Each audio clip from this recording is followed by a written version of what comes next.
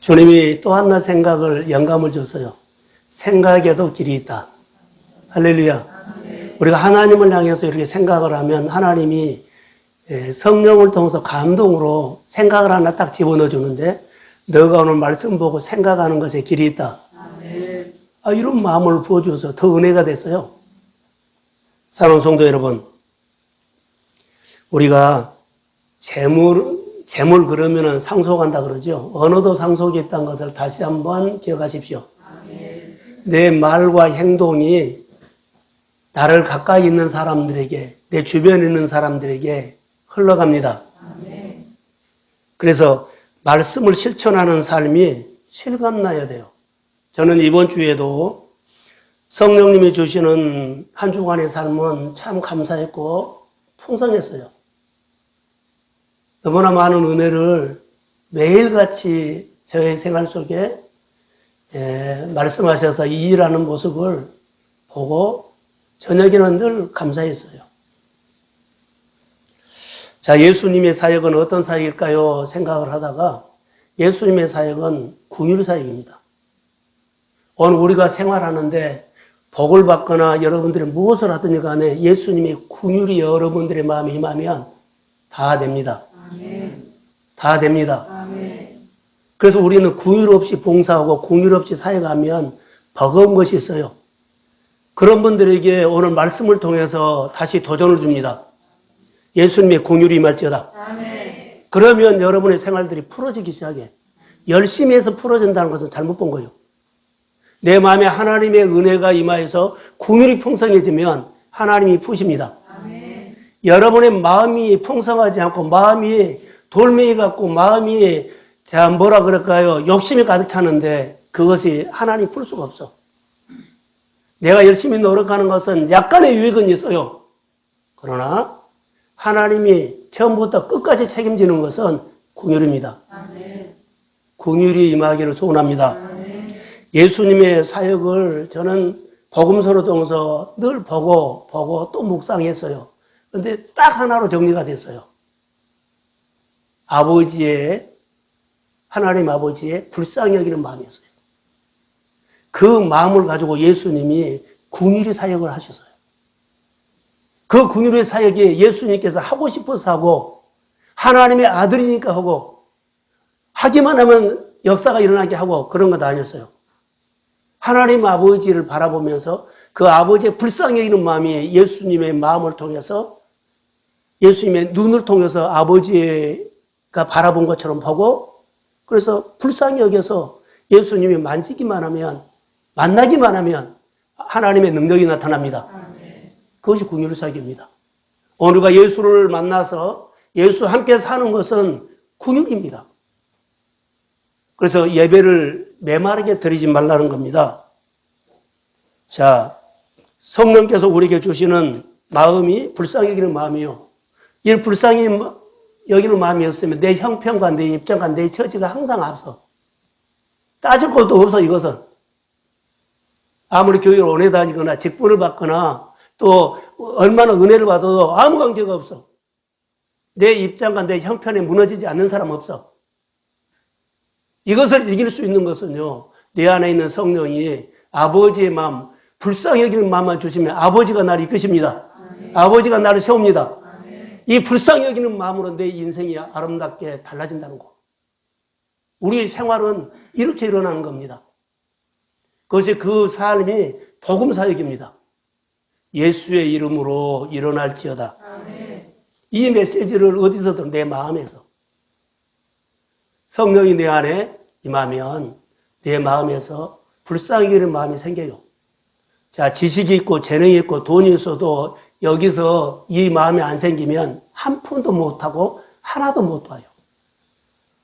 그러나 아무리 내 형편이 어렵고 힘들어도 내 안에 계신 성령이 이런 불쌍히 여기는 마음을 주시면 막 찾아요. 그리고 어떻게 해서라도 주님이 그 일을 하도록 도우십니다. 그게 하나님의 사역이에요. 오늘 본문에는 이런 말씀이 우리를 행복하게 할 겁니다. 자, 1절 한번 보겠습니다. 예수께서 길을 가실 때에 나을 때부터 맹인된 사람을 예수님이 봤어요. 그 다음에 이렇고 저렇고 많은 이야기가 나와요. 그럼 6절에 한번 보여주세요.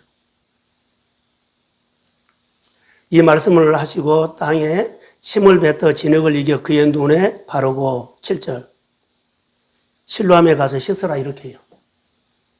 실로암에 가서 씻으라고 말씀하실 때까지는 예수님 마음이 어떤 마음이 있을까요?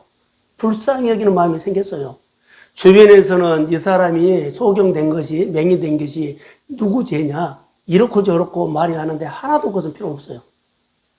예수님이 이 사람을 길을 가다가 소경된 사람을 보신지라 하고 어떤 마음이 생겼다고요?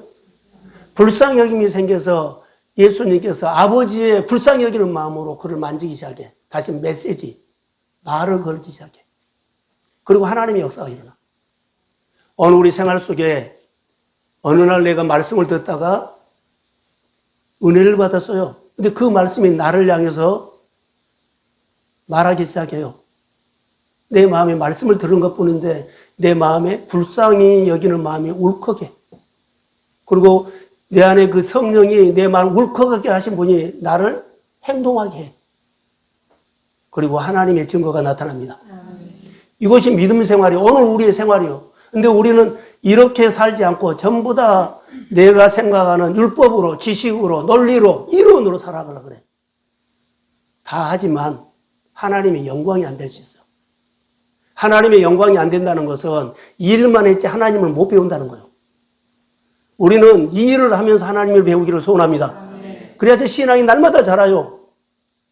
그리고 삶의 변화가 일어나.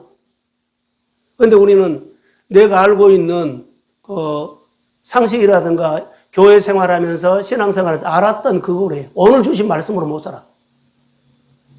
우리가 오늘 신앙생활할 때 꼭 기억하시기 바랍니다. 오늘 예수님이 소경을 만나고 이렇게 정리를 하면 할까요? 날 때부터 소경된 사람을 예수님이 길 가다가 만나게 됩니다. 다른 말을 하지 않고 예수님이 불쌍히 여기는 마음으로 소경에게 말을 걸어서 실로암에 가서 뭐 해라? 이것밖에 안 했어. 그리고는 하나님의 이야기가 시작돼.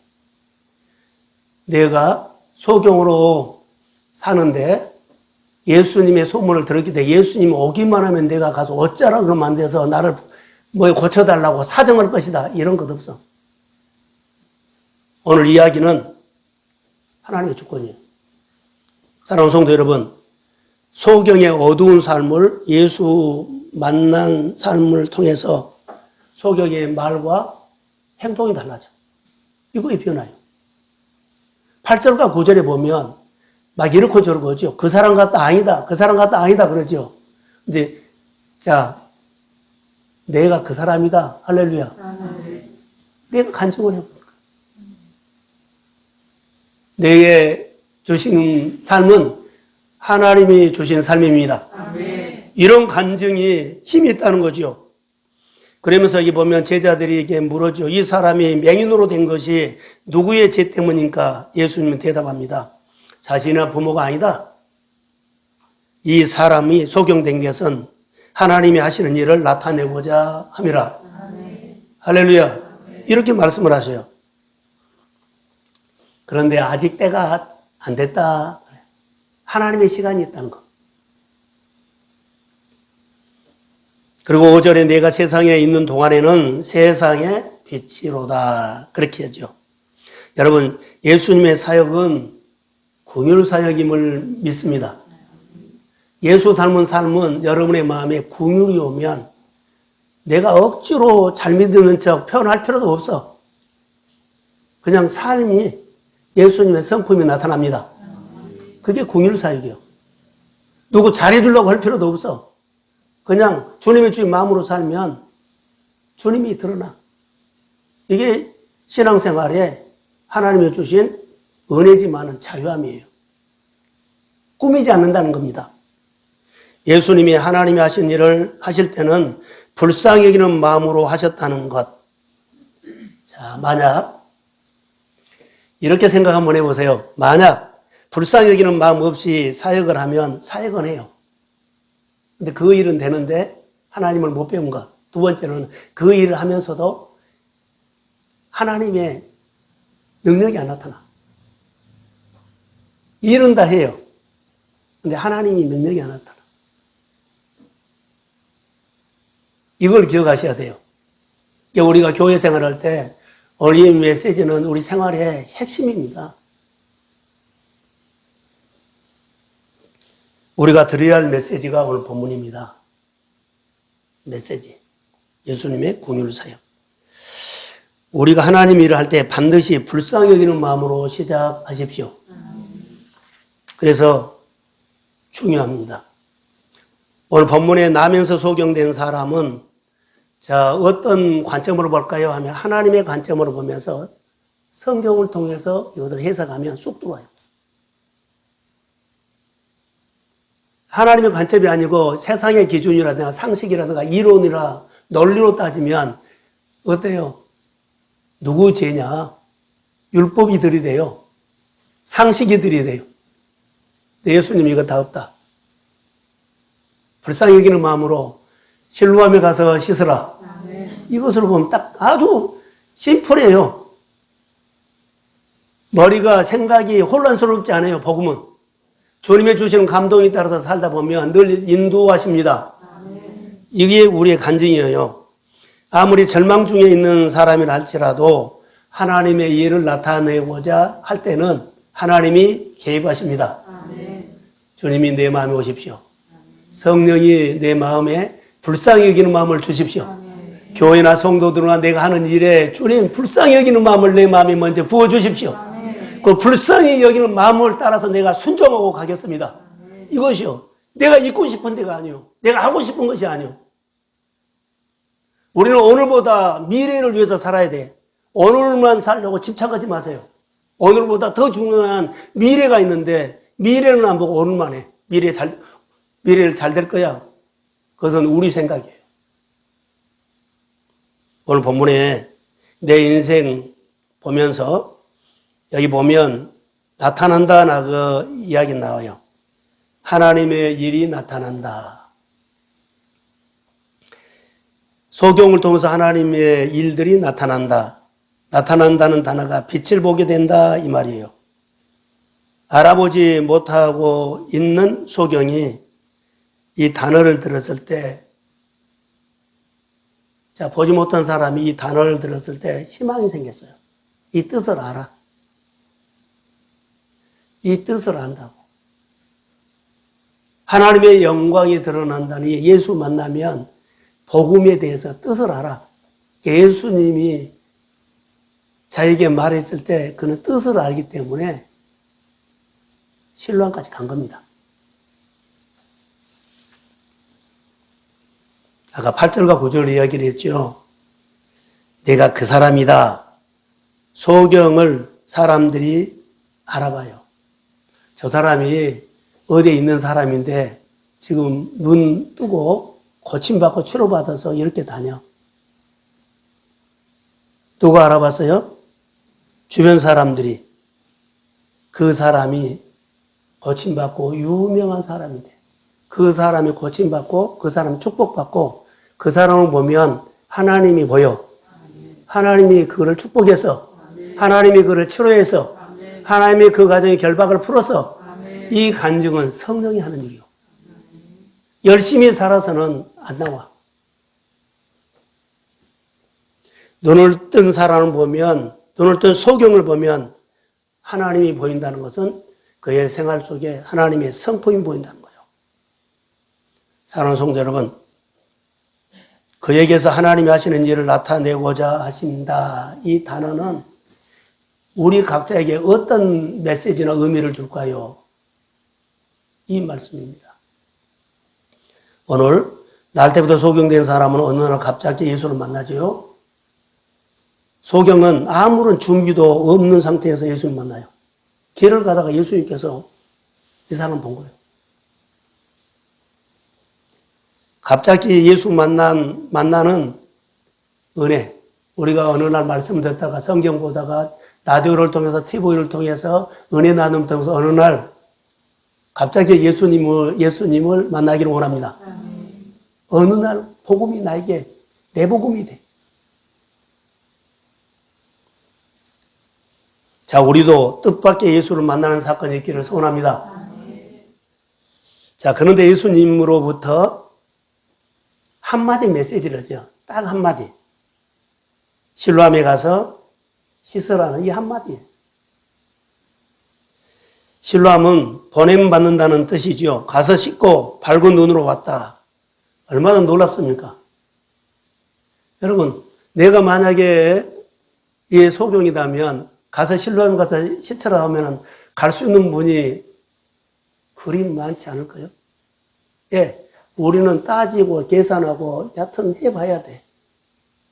이 사람의 믿음을 우리가 어떻게 그렇게 행동했느냐 하는 것은 몰라. 근데 묵상을 통해서 여러 가지로 볼 수가 있었어요. 오늘도 말씀을 믿고 의심 없이 순종하면 내 삶에 하나님의 손이 나타남을 믿습니다. 중요합니다.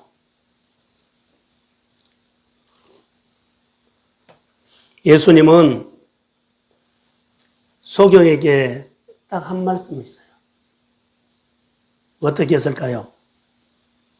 소경은 나에게 주신 말씀으로 그냥 받은 것 같아. 그리고 그대로 가버린 거예요.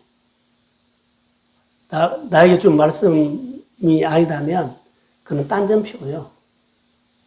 분명한 것은 나에게 주신 말씀으로 받은 사람이다.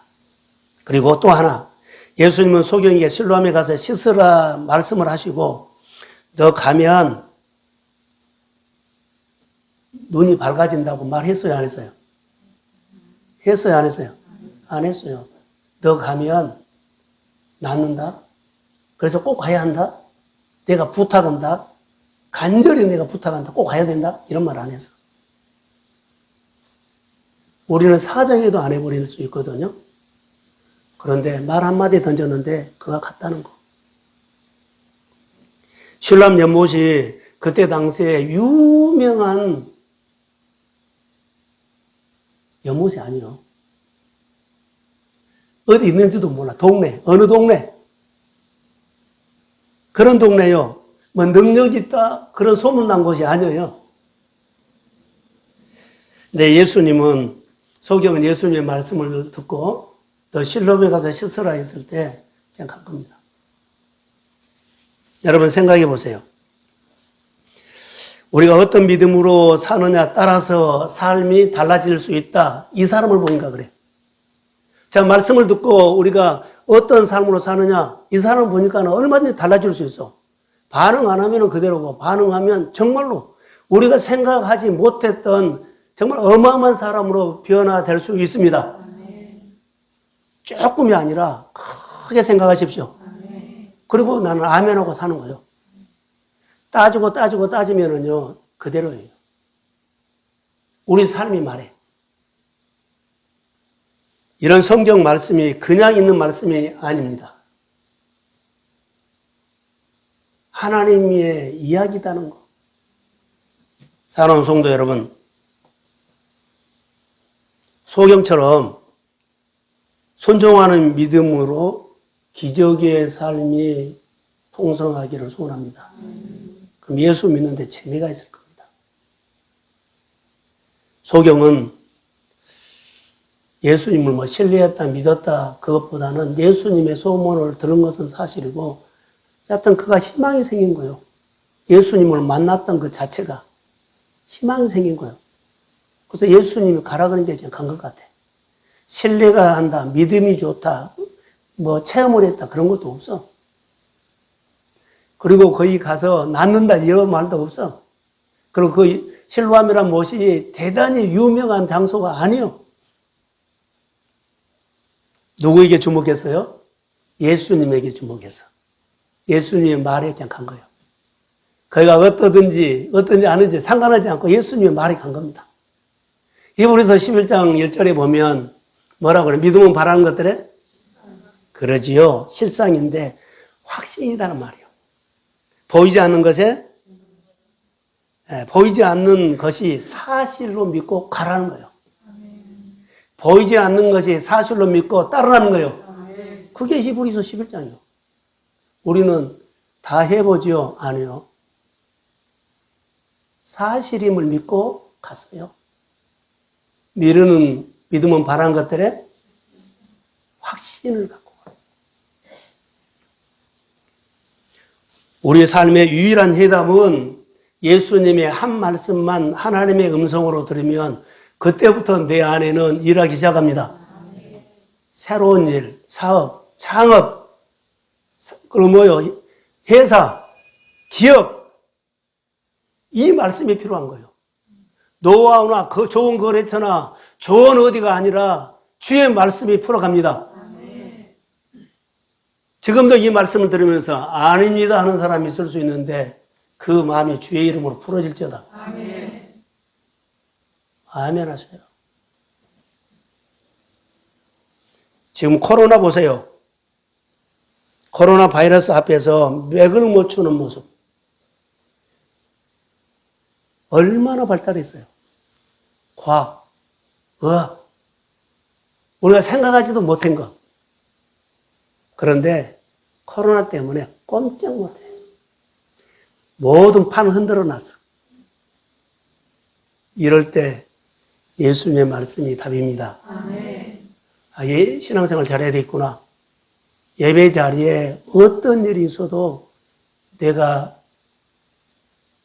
예배당에 임재하신 하나님을 만나고 일을 해야 되겠구나.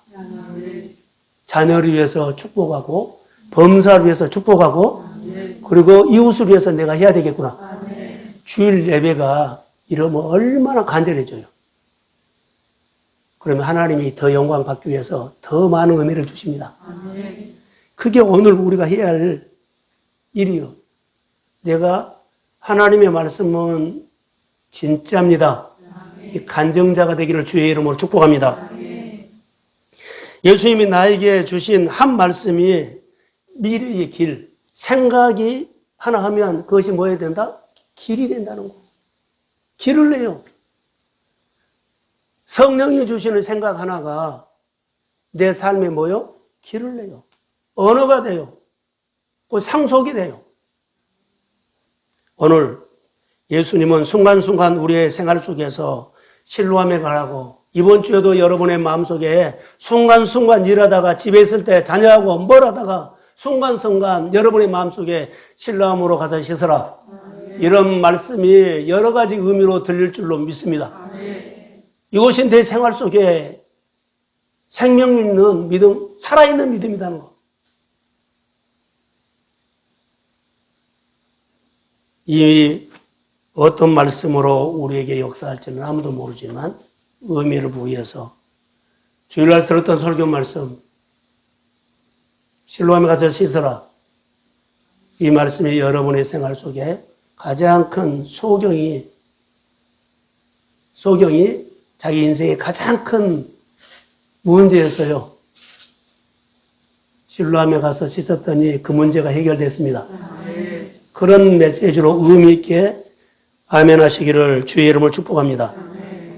하나님이 우리 교회 안에 저는 어젯밤에도 일찍 자고 일찍 일어나서 새벽에 했어요. 하나님 우리 동성교회를 불쌍히 여겨주시고 성도들이 일하고 교회 와서 지치고 예배드리는 모습들 그런 모습들을 보면 불쌍해요. 하나님 우리 교회를 불쌍히 여겨주십시오. 성도들을 불쌍히 여겨주시고 우리 교회가 주변에 어려운 사람들 이웃을 섬기는데 18군데 교회를 섬긴데 우리 모양을 보십시오. 주님이 교회를 축복하셔야 됩니다. 넉넉하니 풍성하게 그들을 더 잘 섬길 수 있는 복을 동성교회에 주옵소서. 우리는 약하지만 약한 속에 하나님이 주권적으로 일하실 줄로 믿습니다. 코로나 시대 영적인 부흥을 우리 교회에 주시고 영적인 부흥이 주님을 만나는 사건이 먼저 될 줄로 믿습니다. 소경처럼 실로암에 가서 씻으라. 따라가면 이해가 되든지 안 되든지 따라가면 범사가 주의 이름으로 열릴지어다. 이것을 믿고 가는 거예요. 주님의 공식은 간단해요. 내 믿음대로 된다. 이 말밖에 안 했어요. 주님은요, 내 믿음대로 될지어다. 자, 이렇게 너 실로암에 가서 씻으라 해놓고 나중에 주님 생각은 말했어요. 알아듣지 뭐라는지 이해가 되지 안 되지 상관은 없어요. 주님의 속으로 뭐라고 했을까요? 그렇게 말했고 너 믿음대로 된다. 이렇게 말했을 거예요. 시켜놓고 주님의 속에 이렇게 말. 내 믿음대로 될지어다. 네가 행동한 대로 열매가 있을지어다. 이것밖에 안 해요. 이것을 보세요. 주님이 나에게 실로암에 가서 씻으라, 교회 섬겨라, 여러 가지 사역을 통해라 해놓고 주님의 속마음으로 어때요? 인격적인 분이잖아요. 강요나 압박을 가지 않아요. 속으로 내 믿음대로 될지어다. 이 마음을 갖고 있어요. 그래서 요한복음 11장 40절에 보면 내가 믿으면 하나님의 영광을 보게 될 것이다. 사랑하는 성도 여러분, 말씀이 믿어지면 하나님의 진동이 일어나게 됨을 믿습니다. 어떤 일을 하든지 불쌍히 여기는 마음으로 작은 행동 하나부터 주의 이름으로 시작하십시오.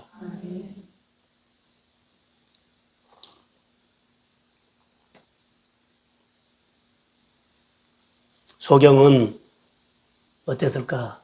소경은 어땠을까? 마임 목사님. 소경이 이렇게 예수 만나고 그 이후의 삶이 어땠을까? 굉장히 궁금했어요. 어땠을 것 같아요? 여러분 보세요. 우리 주변에 은혜 받는 사람들이 있어요. 은혜 받는 사람의 이후의 삶이 어땠을까요? 옛날로 돌아간 사람 많아요. 그 삶이 꾸준히 간 사람은 별로 잘 안 보여. 소경을 보면서 소경은 어땠을까? 소경은 어땠을 것 같아요? 진짜는요, 소경이 눈을 떴다는 것보다 더 중요한 그 이유가 중요한 거예요. 그런데 오늘 교회에서 우리는 예배 드리고 은혜 받고 직분 받고 자 우리가 해요. 그 이유가 중요한데 우리는 그 이유가 어때요? 주님이 기대한 모습으로 성장했나요? 기대한 모습으로 교회에서 일꾼 됐나요? 기대한 모습으로 하나님을 위해서 오늘도 지금 막 뜨겁게 살아가고 있나요? 없다는 거예요. 오늘 우리에게 주신 메시지는 여러 가지가 있겠지만 그 이유도 주님은 질문할 거라고 봐요. 저는 오늘 이 사람이 가서 여기까지는 잘했어. 너무 잘했어. 이 단계까지 잘했어. 그 이유가 어떻게 됐을까? 그런데 이 소경은 하나님이 하시는 일이 분명해졌어요. 소경의 언어가 바꿔져서 행동이 바꿔져서 그러면 앞으로 이 소경이 주의 이름으로 기대를 했습니다. 더 잘 믿었을 것입니다. 주변 사람들은 이렇고 저렇고 하는데 소경은 늘 마음에 생각하는 것이 실로암에 가서 씻어라. 가서 씻었더니 눈이 밝아졌습니다. 이 하나님이 내 눈을 뜨게 하는 이 간증 이 부분만 생각할 거예요. 어려움만 있으면 실로암에 가서 씻어라 했더니 가서 씻었더니 내 눈이 밝아졌습니다. 이 한 사건이 그의 인생이 끝까지 가요. 이것이 그에게 복이요. 복이 된지라 그랬죠. 자, 신앙생활은 진리 대신 예수님의 말씀에 순종하는 키보드예요. 말씀을 듣고 야또 움직여야 돼. 말씀을 듣고 표현해야 돼. 어떤 말씀을 한가 보자. 그리고 교회가 어떻게 움직인가 보자. 이렇게 보면 안 돼요. 주님은 내가 표현하기를 바라고 내가 표현해서 움직이기를 원해. 근데 다른 사람을 보려고 하는데 나는 안 봐. 꼭 기억하십시오. 우리가 말씀을 듣고 말씀을 명령어로 받으면 어떨까요? 행동돼요. 말씀을 듣고 그 말씀에 말씀하신 하나님을, 예수님을 권위를 높여드리면 어떨까요? 따르게 돼요. 내가 나에게 말씀하신 분을 내가 사랑하면 어떨까요? 다 따라해요. 여러 가지 논리가 있고 여러 가지 생각을 할 수 있어요. 그러나 분명한 것이 있어요. 명령이에요. 소경은 예수님의 말씀을 그 한마디를 그대로 순종했던 거. 실로암에 가서 씻어라. 이것뿐이에요. 소경의 간증 핵심 포인트 순종입니다.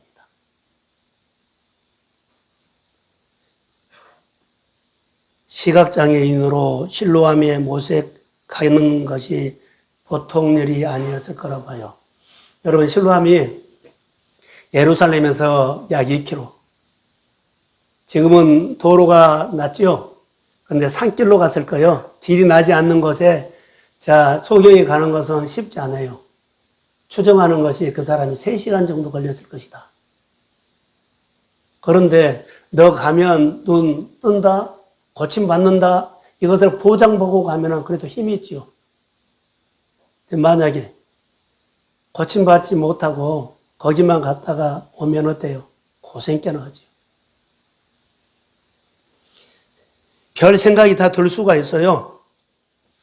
예수님의 사역을 보면 반드시 이 말씀을 하고 뭘 요구한다? 믿음을 요구한다. 자, 가서 씻으라고 하고 주님의 속마음으로 믿음을 요구해. 내 믿음대로 될지어다. 아멘. 말씀하고 예수님의 속마음은 믿음대로 될지어다. 아멘. 골탕 미거나 힘들게 하지 않아. 그래서 우리가 살아야 돼요. 예수님의 실로암에 가서 씻으라는 이 말씀이, 되돌아오면 눈을 뜨지 못하고 되돌아왔을 때 얼마나 어려울까 이 생각을 하면 출발도 못해. 우리가 어떤 일을 할 때요, 이것저것 손가락으로 계산하고 따지다가 내 입장, 내 형편 따지다가 길이 주님이 이끄시는 길이 아니라 내가 원하는 길로 가버려. 물줄기를 내가 바꿔버려. 그 열심히 살아가지고 내가 복 받으려고 그래. 그것은 자기 생각이에요.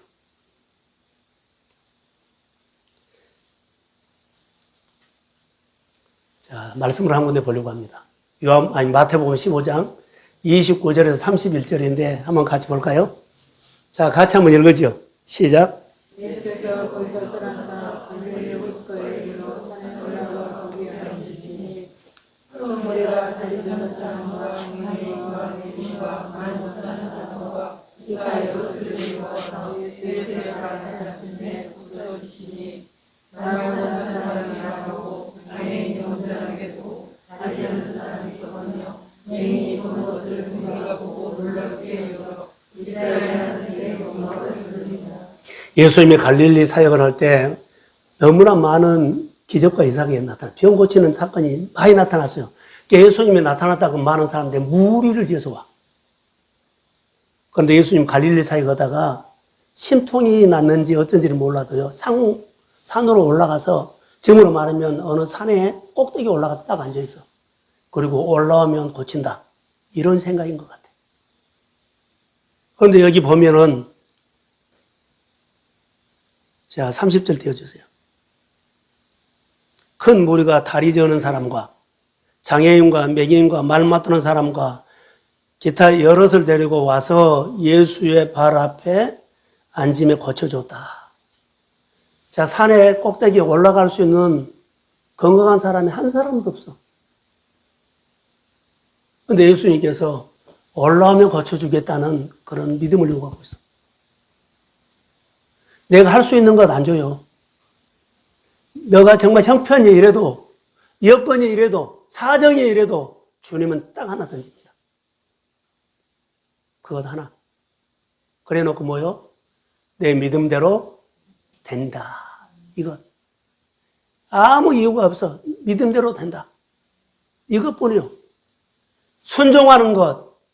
자, 율례. 주일 지키는 것, 11조 하는 것, 봉사하는 것, 감사하는 것, 이런 것도 다 그걸 하기를 원한 거야. 하면 너가 요즘 고민하고 있는 모든 것들의 믿음대로 된다. 아멘. 주님은 그렇게 말하고 있어요. 믿음을 요구하고 있는 거예요.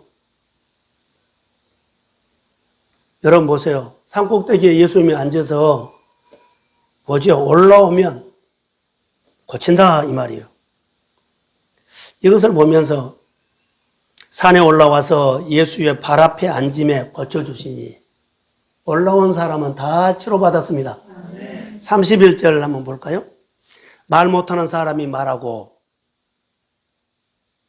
장애인이 온전히 되고 다리 저는 사람이 걸으며 맹인이 보는 것을 무리가 보고 놀랐다. 만약에 내가 그 산꼭대기까지 올라갔는데 만약에 안 고쳐주면 어떻게 내려오지? 이 걱정을 했다면 그 사람은 시작도 못해. 그것은 믿음도 아니요. 그러니까 하나님의 일들을 할 때는 이렇고 저렇고 이유를 대면 그 사람은 못한다는 얘기요. 자, 아멘 하면 하나님이 하십니다. 아멘. 큰일 날 것처럼 내 눈에 보여도요. 아멘 하십시오. 아멘. 하나님이 하셔요. 그런데 그러지 않으면 순종요. 마음도 없어요. 내 생각과 달라 하면서 판단할 수 있어요. 하나님의 놀라운 역사는요. 우리가 생각했던 것보다 훨씬 단순하다는 거. 자, 믿음으로 삽시다. 아멘. 이 사건이 나의 사건이 되기를 주의 이름으로 축복합니다. 예수님이 계시는 산꼭대기는 어딜까요? 라고 하면 예배당일 수도 있어.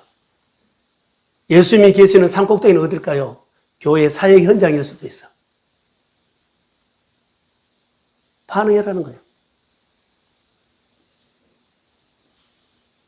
믿음은 선택인 것처럼 복받는 것도 선택입니다.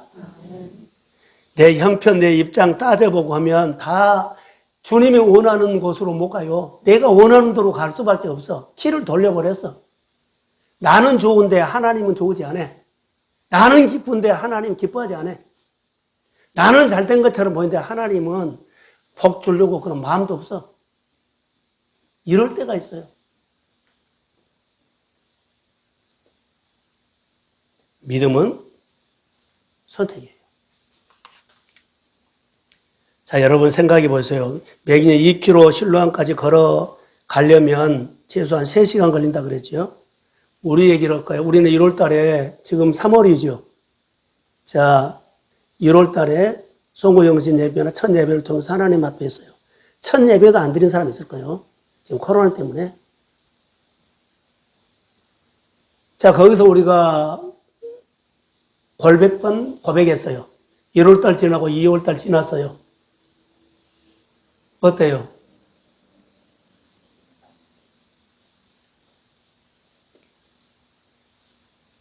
가면 갈수록 우리 마음이 더 크게 느껴진 것이 아니라 많이 사라질 거예요. 오늘 소경이 예수님에게 실로암 가서 씻으라 가다가 가는 도중에 여러 가지 상황이 생길 수도 있어요. 실로암이 특별한 것도 아니고 가면 병 낫는다고 눈 뜬다고 말한 것도 아니고 얼마든지 가다가 되돌아올 수 있는 중단할 수 있는 상황이 훨씬 많아요. 그런데 끝까지 갔다는 거. 소경은 끝까지 가서 씻었다. 하나님이 하시는 일은요. 소경이 끝까지 순종할 때 하나님이 하시고자 원하는 일을 그런 사람을 통해서 하신다라는 거예요. 주님이 말씀하시면 처음에도 듣지만 끝까지 하십시오. 그 사람을 통해서 하나님이 하고자 원하는 일을 교회에서, 가정에서, 일터에서 해요. 이것을 볼 수가 있었어요. 진리는 하나님의 시간표에서 이루어집니다. 진리는 하나님의 방법으로 이루어집니다. 그래서 내가 하나님께 맞추는 거예요. 자, 오후 설교를 준비를 하다가 이 말씀이 하나 들어왔어요. 베드로가 밤새도록 그물을 던졌지만 우리가 아는 것처럼 물고기 한 마리도 잡지 못했어요. 그의 생각에 이런 생각을 혹시 하지 않았나? 야, 안 된다. 이것도 나에게는 맞지 않는 직업이다. 우리 조상 때부터 물려받는 어부지만 그만하고 싶다. 이런 생각을 누구든지 할 수 있어요. 이런 생각은 내 생각이 나는 거. 늘 일하면서 이런 생각이 있으면 주의 이름으로 내려놓으십시오. 하나님은 딴 생각을 갖고 있어. 그 일을 통해서 방향을 바꿔줄 수 있거든요. 근데 내가 미리 바꿔버리면 안 된다는 거. 자, 내가 계속 고기를 잡아야 하냐 이 생각. 근데 그날도 여전히 내 생각이 딱 맞는 것 같아. 한 마리도 못 잡았어. 늘 생각했는데 내 생각이 옳은 것 같아. 안 맞은 것 같아. 아닌 것 같아. 피곤하고 허탈한 마음으로 그물을 싣고 있을 때 그때가 베드로의 인생의 오후 5시예요. 오후 5시는 마태복음 20장에 오후 5시에 희망이 없을 때. 보세요. 오후 5시면 어때요? 자, 인력시장에서 오후 5시에 일꾼을 찾으러 온 사람 없어. 일이 끝날 때예요, 그때는. 인력시장에는 일이 시작할 때 아침에 온 거예요. 일이 끝날 때는 안 오는 거예요. 자, 일이 끝날 때 안 와요, 인력시장에. 인부대로 안 온다고요. 베드로는 지금이 희망이 없을 때요. 근데 누가 찾아왔어요? 예수님이 찾아온 거예요. 내가 이런 생각 저런 생각할 때 주님이 오십니다. 사랑하는 성도 여러분, 오후 5시에 예수님이 베드로에게 찾아와서 딱 한마디를 해요. 너 고민 많이 했지 말 안 해요. 뭐라고 했을까요? 깊은 데로 가서 그물을 내리라. 딱 이 한마디요. 깊은 데로 내리면 가서 그물을 내리면 많이 잡는다. 평생 못 잡은 거 내가 너를 확실한지 하나님이 또 보여준다. 이런 것도 없어. 실로암에 가서 시선하는 말과 똑같아. 깊은 데로 가서 그물을 내리라. 다른 말은 없어. 근데 말씀을 의지해서 가서 내렸더니 그가 어마어마한 고기를 잡았습니다. 야, 나에게도 능력이 있네? 더 열심히 하면 되겠네? 아니라 누구를 봐요? 주님이 주신 거라고. 나에게 말하신 분이 누구요? 주님이란 것을 알게 된 거예요. 오늘과 예수를 믿으면서 은혜를 받고 축복을 받고 일이 잘 되면 내가 열심히 뛰어서 잘 된다고 생각하지 마시고 주님이 나와 함께 하심을 믿으십시오. 주님을 알아야만 예배가 살아. 주님을 알아야만 신앙생활이 생활해. 일만 하고 노동만 하고 하나님을 모르면 안 된다는 거. 일보다 더 중요한 것은 일하면서 주님이 주신 열매를 가지고 하나님이 주셨습니다. 신앙이 쑥쑥 자라기를 주의 이름으로 소원합니다. 믿음이 다르면 내 믿음대로 될지어다. 내 믿음대로 복을 받을지어다. 이 말씀이 오늘 우리에게 주시는 약속의 말씀이에요. 사랑하는 성도 여러분, 군대 용어를 한번 할까요? 군대 용어는 상급자가 하급자에게 주면 따라요, 안 따라요? 안 따르면 죽어. 명령으로 받아. 왜 그럴까요? 군대는 명령으로 받지 않으면 질서가 깨져. 내가 하나님의 말씀을 명령으로 받아야만 돼요. 그 이유는 하나님의 말씀 명령을 보고 따라야만 내 삶에 하나님의 질서가 세워집니다. 하나님의 질서가 세워지면 하나님의 시간표로 하나님의 방법대로 일을 한다는 거. 근데 내 생활에 내 삶에 하나님의 질서를 세워주지도 않고 하나님 와서 일해 주세요 할 때가 많아요. 내가 하나님의 질서를 세우지 않고 내 방법대로 일하고 못해. 이미 혼란이 왔어. 배가 산으로 가고 있어. 교회가 여러분의 일들이 하나님의 일들이 하나님의 산으로 가면 안 돼. 그래서 교회가 한 몸 되어야 하는 것과 하나님의 질서를 세우십시오. 그러면 내 삶에 하나님 질서를 세우면 하나님이 일하기 막 시작해. 그분이 좋게 보여. 그분이 귀하게 보여. 꼭 그분의 말씀을 듣고 반응하는 것이 믿음 생활이에요. 사랑하는 성도 여러분, 우리 삶에 가장 필수적인 것이 있다면 말씀 듣고 아멘입니다. 코로나 시대에 가장 큰 원인이 뭘까요 하면 지구촌의 사람들이 하나님의 질서를 깬 것 중에 하나가 아닌가 생각해요. 지구촌 사람들이 하나님 질서를 깬 원인이라고 봐요. 이 세상의 모든 사람들은 하나님이 지금도 돌아오라고 해요. 안 돌아와. 등 돌리고 있어. 와서 예배드리고 하나님께 돌아서 하나님의 질서를 세우면 주님이 회복합니다. 그래서 이것의 전체가 아니더라도 개인적으로도 하나님께 돌아와서 하나님의 질서를 세우십시오. 내 삶에 하나님의 질서를 세우면 하나님은 능력으로 은혜로 불쌍히 여기는 마음으로 누구든지 가족을 누구든지 내 일터를 만져 회복하실 줄로 믿습니다. 그래서 교회 메시지가 중요한 거요. 하나님의 메시지가 중요한 거요. 우리가 이 질서가 깨면 혼란스럽습니다. 혼란 속에 잘 되려고 하면 힘만 듭니다. 지금 코로나 시대에 우리 교회가 노력해야 할 것은 순종 연습입니다. 하나님의 질서를 세우는 연습입니다. 삐죽삐죽 하는 사람들이 많죠. 질서를 세우십시오. 그래야만 돼요. 소경의 강점이 뭔 줄 아세요? 예수님이 가라고 하니까 그냥 아멘이 있습니다. 이것밖에는 그 사람에게 보일 것이 없어. 다른 설명이 없어. 공식, 순종하면 복이 따르고 불순종하면 혼란이 온다. 오늘 소경이 축복받는 것은 순종의 열매예요. 사도행전 말씀을 한번 보고 맺히겠습니다. 사도행전 5장 32절. 자, 같이 한번 읽을까요? 시작. 우리는 이에 주님이여 하나님이 자기에게 순종하는 사람들에게 진정만으로 전하리라. 순종하는 사람에게 하나님이 자기에게 순종하는 사람에게 주신 성령도 그러하리라. 자, 성령도, 자, 하나님도 예수님도 인격적인 분이에요. 여기서 말한 것은 인격적인 분을 표현 안 했지만 인격적인 분은 성령도 인격적인 분이에요. 내 안에 예수님과 똑같은 성령이 와 있습니다. 내 안에 성령을 무시하고 내 마음대로 해버리면 성령 일 안 해. 그러나 내 안에 있는 예수님과 똑같은 성령을 내가 존중하고 높이고 권위를 세워드리고 아멘하면 네 것 속에 있는 그것처럼요. 우리 나에게 진액이 옵니다. 내 생활 속에 그 진액은 못할 것이 없어. 여러분이 하고 싶어하는 소원이 주의 이름으로 이루어질지어다. 인격적인 관계를 통해서 여러분의 삶이 주의 이름으로 부러질지어다. 약함이 강함이 돼요. 안 된 것이 잘 될 겁니다. 없는 것처럼 모두 그 사람이 부유한 사람이 될 줄로 믿습니다.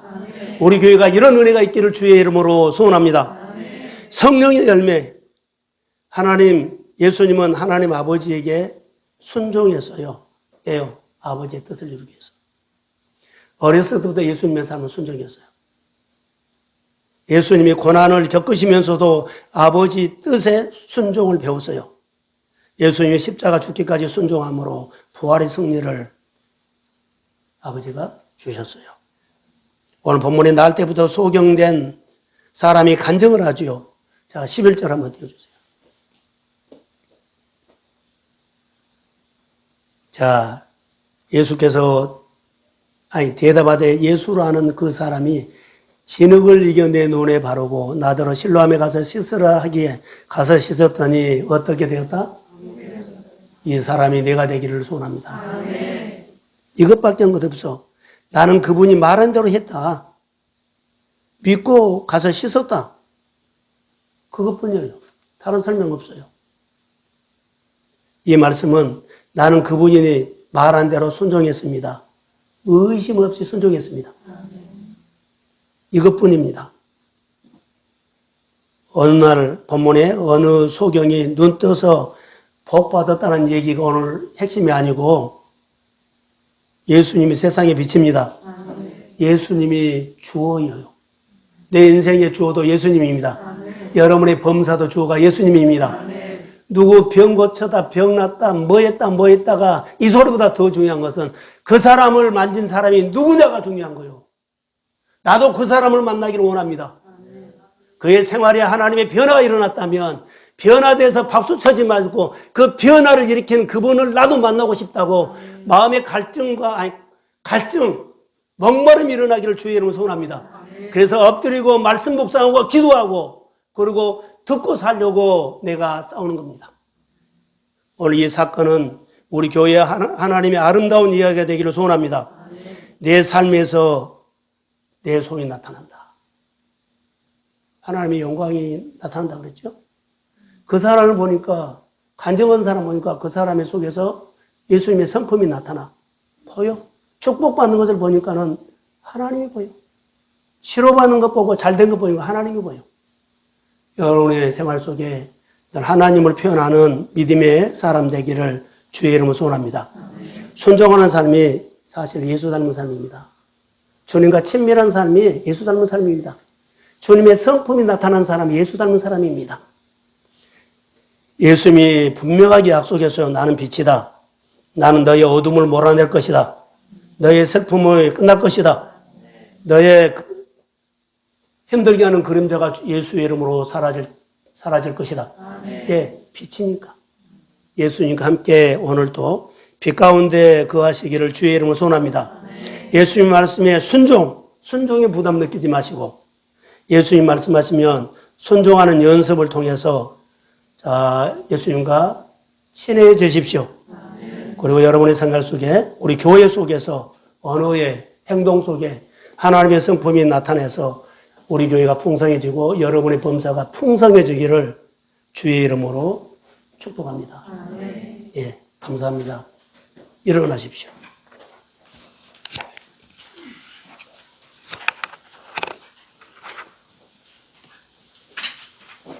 384.